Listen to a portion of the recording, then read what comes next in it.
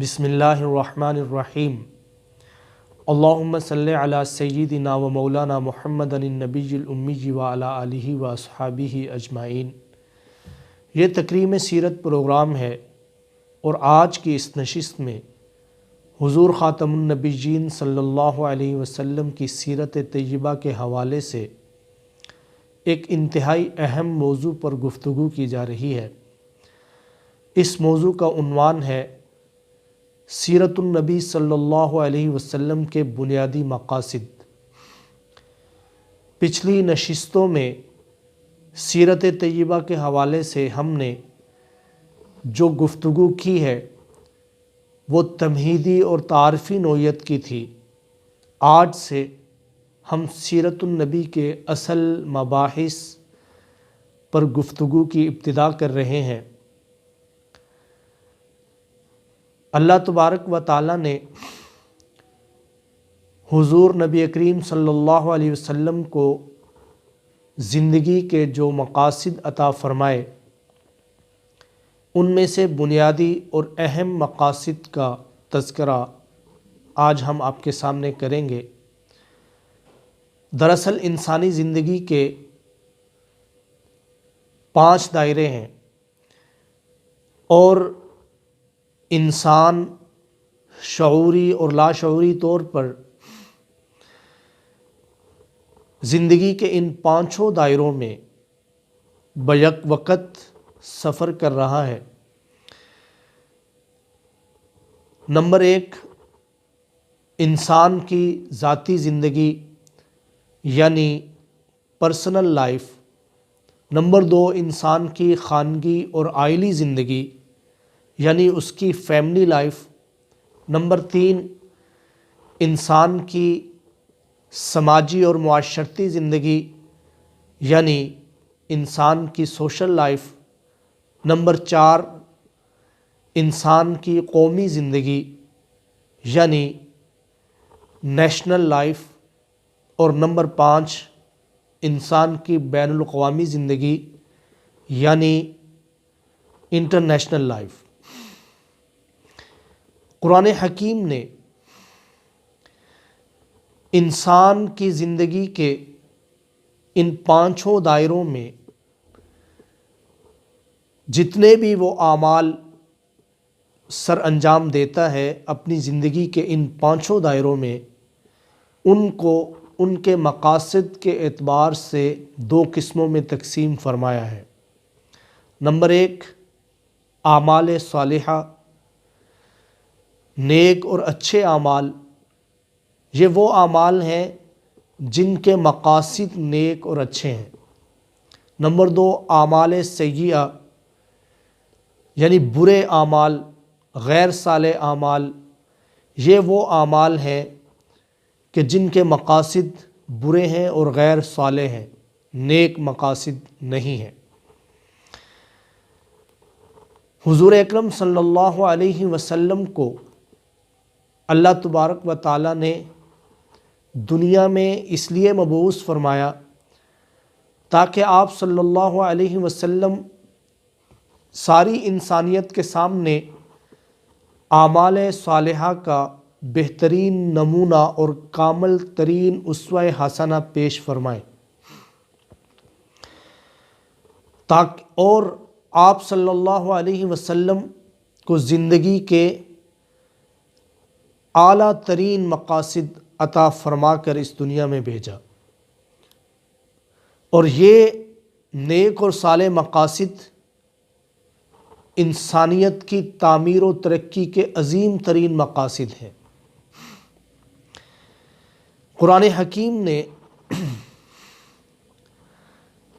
انسانی زندگی کے جو نیک اعمال ہیں یعنی اعمال صالحہ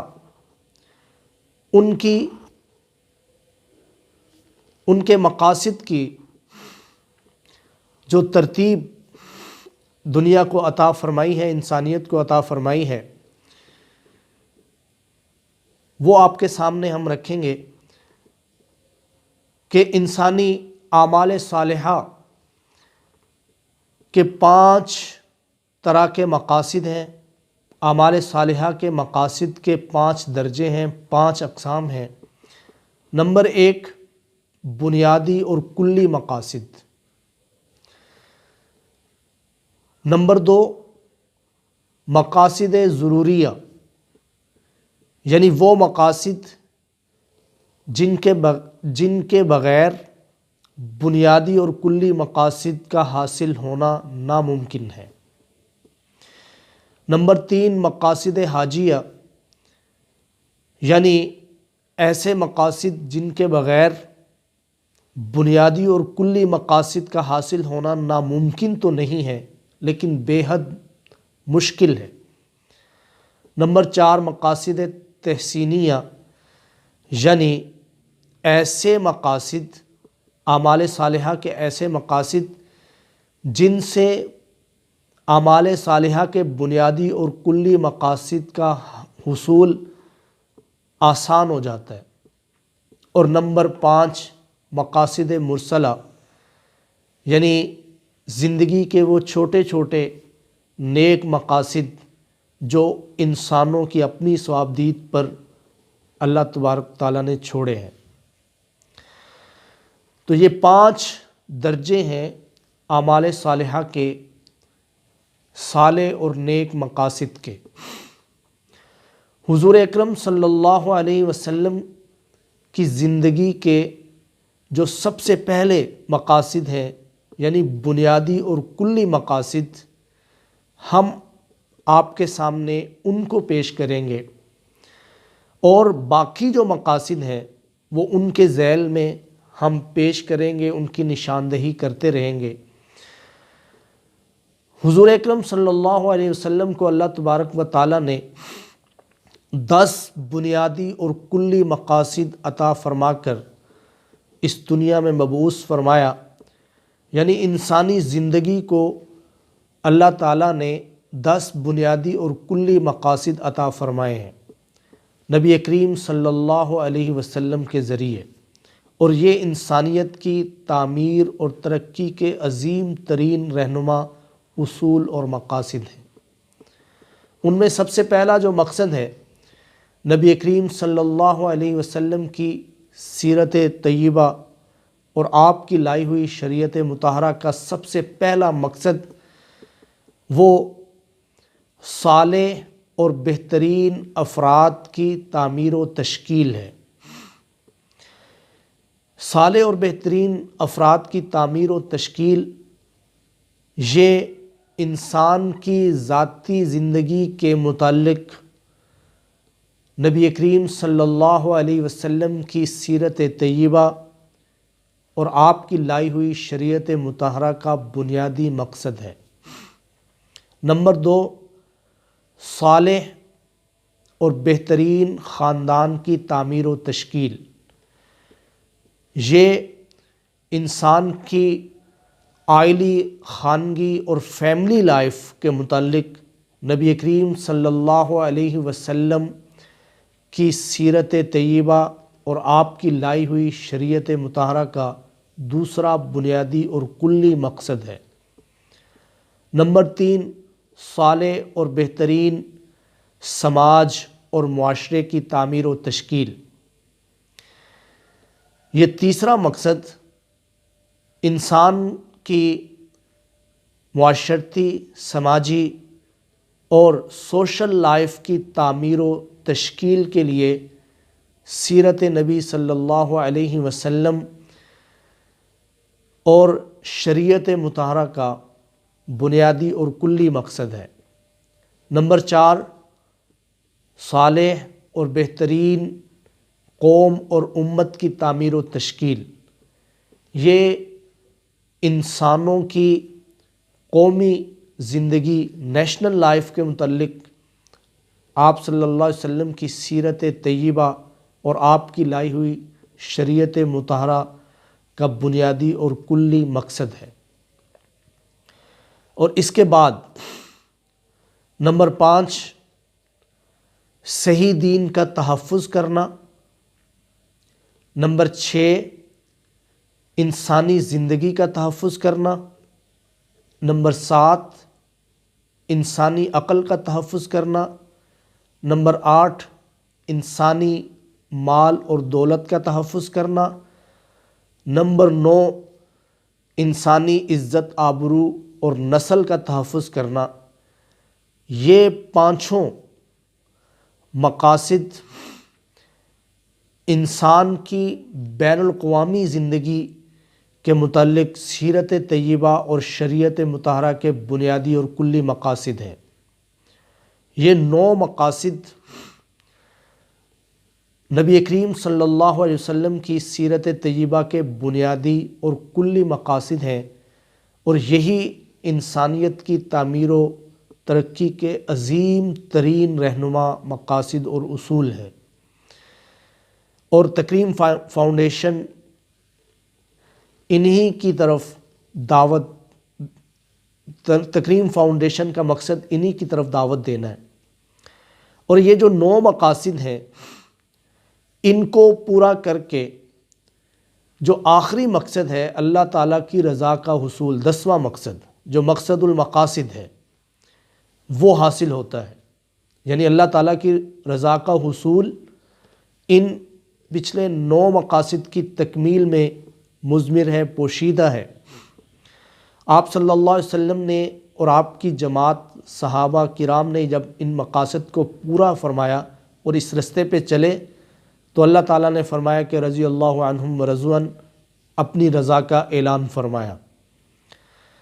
تو یہ مقاصد ہیں۔ پہلے جو 4 مقاصد ہیں وہ آخری مقاصد جو 6 ہیں ان کے حصول کے لیے بہت ضروری ہیں۔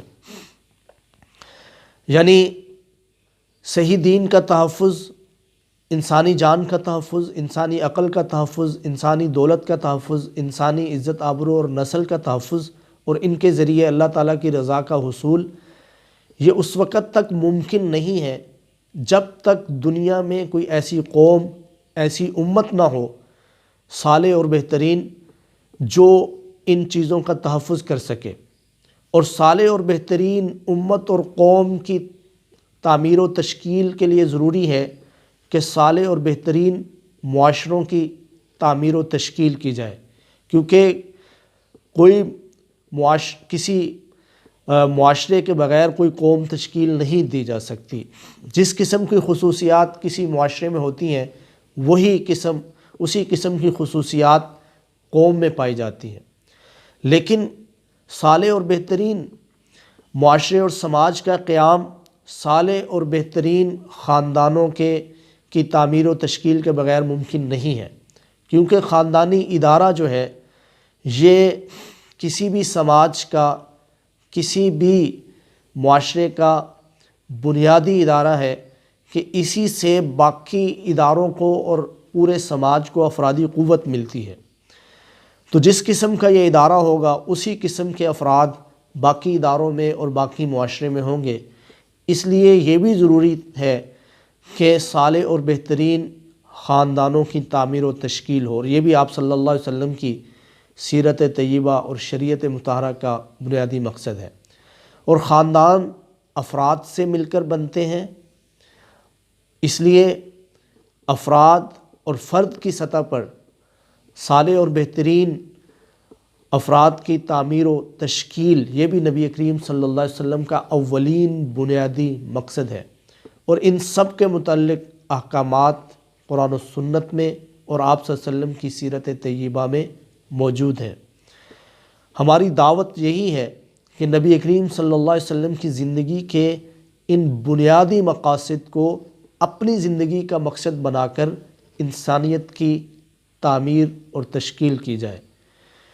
اور آئندہ ویڈیوز میں ان میں سے ہر ایک کا تعارف پیش کیا جائے گا کہ صالح اور بہترین انسان کسے کہا جاتا ہے، صالح اور بہترین خاندان کسے کہا جاتا ہے، صالح اور بہترین معاشرہ کیا ہوتا ہے، صالح اور بہترین امت اور قوم کیا ہوتی ہے، اور پھر وہ قوم جو ہے باقی جو 6 مقاصد ہیں، خصوصاً 5 مقاصد، تحفظ دین، تحفظ انسانی جان، انسانی عقل، انسانی دولت اور انسانی عزت و آبرو کا تحفظ، اور ان کے ذریعے اللہ کی رضا کا حصول جو ہے یہ کیسے ممکن ہوتا ہے ایک امت سے۔